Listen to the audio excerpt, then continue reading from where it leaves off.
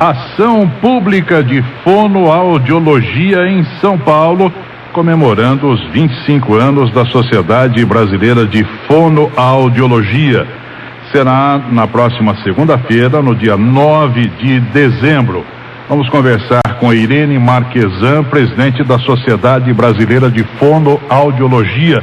Tudo bem, Irene? Tudo bem, e vocês? Muito bem. Conta pra gente como é que será essa ação. Nós programamos uma ação das 9 da manhã até as 3 da tarde. O objetivo principal é comemorar realmente 51 anos da profissão de fonoaudiólogo no Brasil e os 25 da Sociedade Brasileira, que vem procurando fazer com que a população, através da imprensa, do rádio, da TV, né, de uma forma em geral, saiba um pouquinho o que o fonoaudiólogo faz, para que ele serve, como ele pode ajudar as pessoas.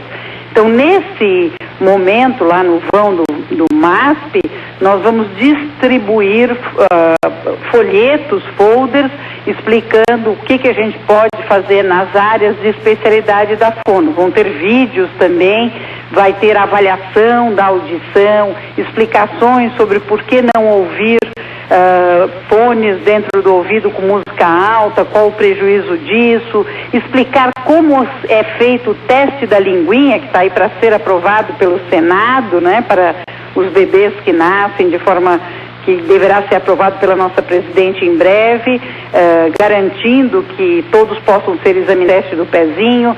Então nós vamos ter uma série de atividades mostrando o que a fonoaudiologia sabe fazer, né, que é tratar da comunicação oral ou escrita, dos problemas da deglutição, da respiração, da mastigação, com uma série de pessoas que vai...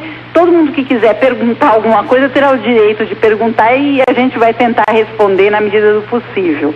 Nós vamos levar uma boneca grande aí, que é uma boneca da parte de audição, que a gente consegue medir um pouco qual é o ruído que tem na Avenida Paulista e tudo mais, para mostrar para a população como a gente está exposto, às vezes, a algumas coisas que não são tão boas assim para a nossa saúde, como o ruído, seja ele do rádio, da música ou dos carros.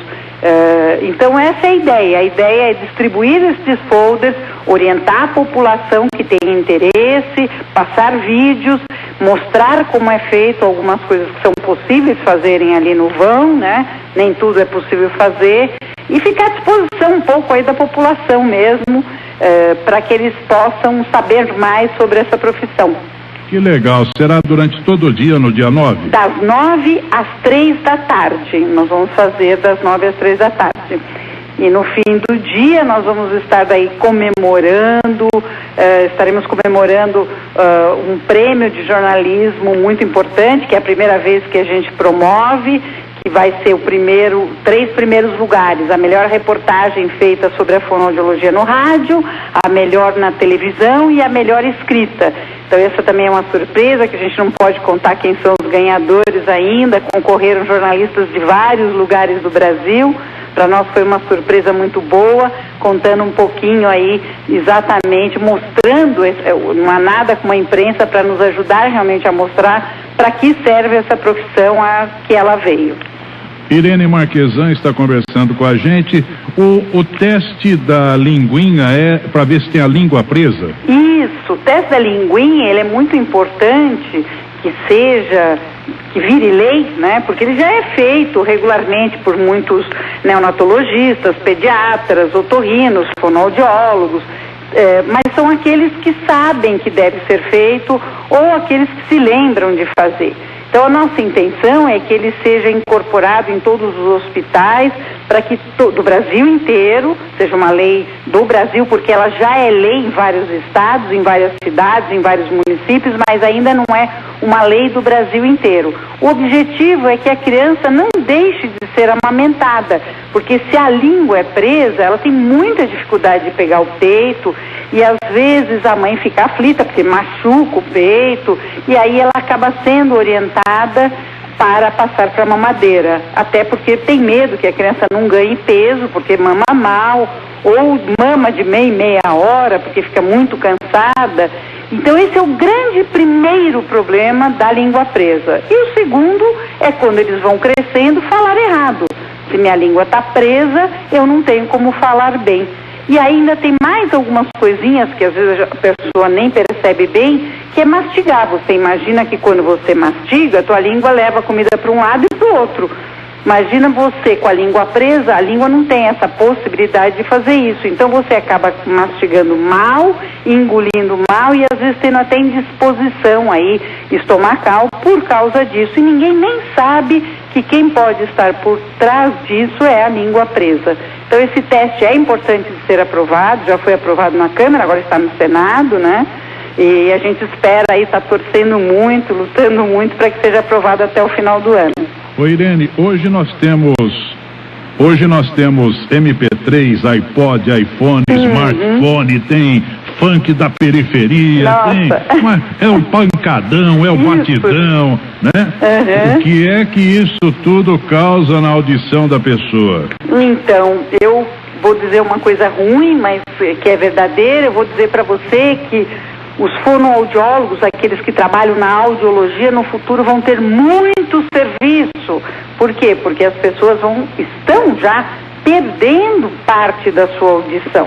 Quanto mais ruído você tem ainda mais dentro do seu ouvido, quando você coloca aqueles fones de ouvido numa altura incrível, que quem está do lado de fora, às vezes até em outro carro a gente ouve, imagina a pessoa lá, ela está lesando as células nervosas do ouvido, fazendo com que, não imediatamente, um pouco mais a médio prazo, ela vai perdendo, principalmente, a possibilidade de ouvir sons da fala.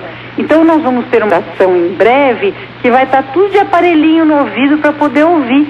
Isso significa um lado bom, porque vai ter bastante trabalho para o fonoaudiólogo, e um lado péssimo, que a gente poderia dizer, porque isso é uma brincadeira quando a gente fala isso, que é as pessoas não ouvindo.